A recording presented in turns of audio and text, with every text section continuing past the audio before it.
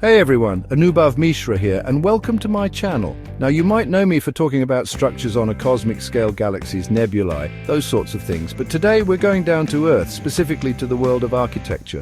Because just like the universe, buildings tell stories. They reflect our values, our dreams, our understanding of the world around us. For aspiring architects, literature can be a profound source of inspiration, offering insights into human nature, society, design, and the built environment. Think of it this way. Architects don't just design buildings, they design spaces for human experiences. And what better way to understand the human experience than through the lens of great literature? So, whether you're just starting your architectural journey or looking for a fresh perspective, here's a list of essential novels that can help upcoming architects develop a deeper understanding of architecture, creativity, and the human experience. These books delve into the minds of architects, the impact of design on society, and the philosophical underpinnings of the built environment. First up, we have Ayn Rand's The Fountainhead. Now, this book is not without its controversies, but love it or hate it, The Fountainhead sparks a conversation about individual vision in a world that often prioritizes conformity. Our protagonist, Howard Roark, is an architect who refuses to compromise his artistic integrity, even when faced with intense criticism. Rand forces us to ask, what is the role of the architect? Is it to serve the whims of the client or to push the boundaries of design, even if it means challenging the status quo? Roark's unwavering commitment to his vision, even in the face of adversity, serves as a potent reminder of the power of individual conviction in a field often driven by external pressures. Next, we shift gears from the bold individualism of Rand to the nuanced reflections of Alain de Botton in The Architecture of Happiness. De Botton argues that architecture is not just about bricks and mortar, it's about how buildings make us feel. He explores the profound connection between our surroundings and our well-being. Think about it. Have you ever walked into a building and felt instantly uplifted, a sense of awe washing over you? That's the power of architecture speaking to your soul. De Botton encourages us to consider the emotional impact of our designs, urging architects to create spaces that inspire, console, and elevate the human spirit. Now let's journey into the realm of dystopian fiction with Aldous Huxley's Brave New World. This chilling narrative paints a picture of a future where efficiency and functionality reign supreme. Buildings are standardized, devoid of any ornamentation or individual expression.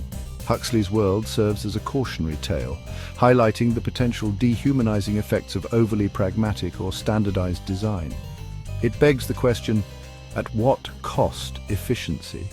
By stripping away beauty and individuality in the pursuit of pure functionality, do we risk creating a world that, while efficient, ultimately fails to nourish the human spirit?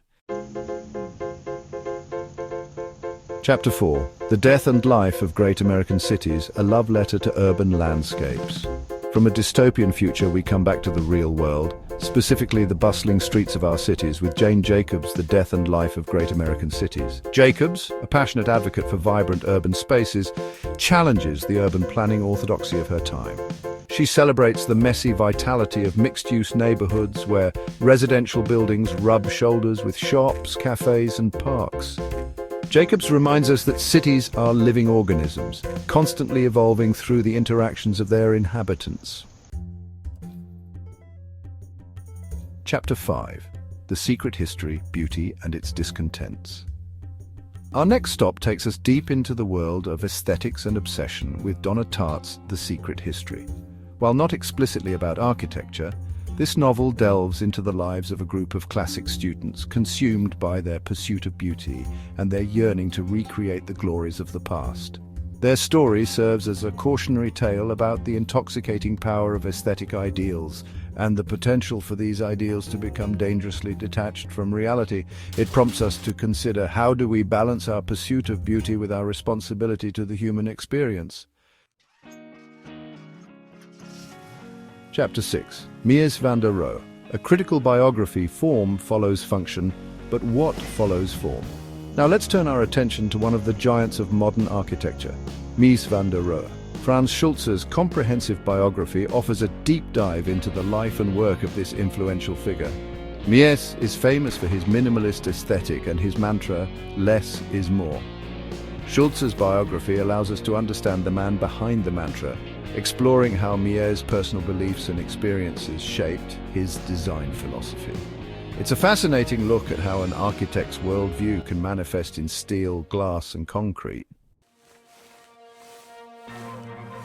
Chapter 7, The House of Mirth, Gilded Cages and Architectural Reflections. From the sleek lines of modernism, we travel back in time to the opulent world of Edith Wharton's The House of Mirth. Wharton masterfully uses architecture and interior design to reflect the social hierarchies and anxieties of Gilded Age New York. Her protagonist, Lily Bart, navigates a world where every piece of furniture, every architectural detail, speaks volumes about status and social standing.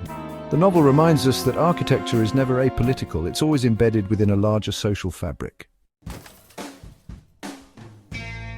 Our next book takes us on a journey into the psyche of an architect grappling with ambition, guilt, and the relentless passage of time. Henrik Ibsen's play The Master Builder tells the story of Halvard Solness, an aging architect haunted by past choices and the fear of being surpassed by a younger generation.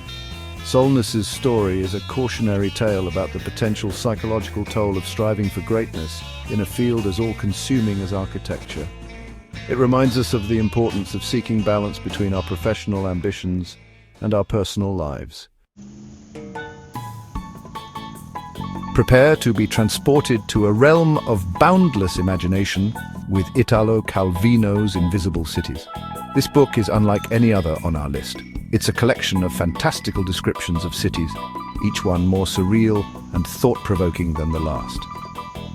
Through the eyes of Marco Polo, we encounter cities made of memory, cities suspended in time, cities that defy the laws of physics. Calvino's work is a reminder that architecture, at its core, is about the creation of spaces, and those spaces can be as limitless as our own imaginations. Finally, we arrive at our last book, but it's by no means the least. Christopher Alexander's A Pattern Language is a seminal work in the field of architecture and urban design. It's a practical guide to creating buildings and spaces that are truly responsive to human needs. Alexander argues that architecture should be about more than just aesthetics. It should be about creating environments that foster well-being, community, and a sense of belonging. So there you have it. 10 books that offer a diverse range of perspectives on the art and soul of architecture. From the individualistic spirit of the Fountainhead to the human-centered approach of A Pattern Language, these works provide a wide-ranging look at architecture, from individualism and creativity to the social implications of design. They are valuable for emerging architects seeking to deepen their understanding of architectural theory, human relationships with spaces, and the broader cultural context of architecture. These books urge us to look beyond the blueprints to see the human stories embedded in every beam and archway. Remember, architecture is more than just constructing buildings. It's about shaping the spaces where life unfolds. So pick up one of these books, delve into its pages, and let it spark your imagination. Who knows? It might just inspire you to design the next architectural masterpiece.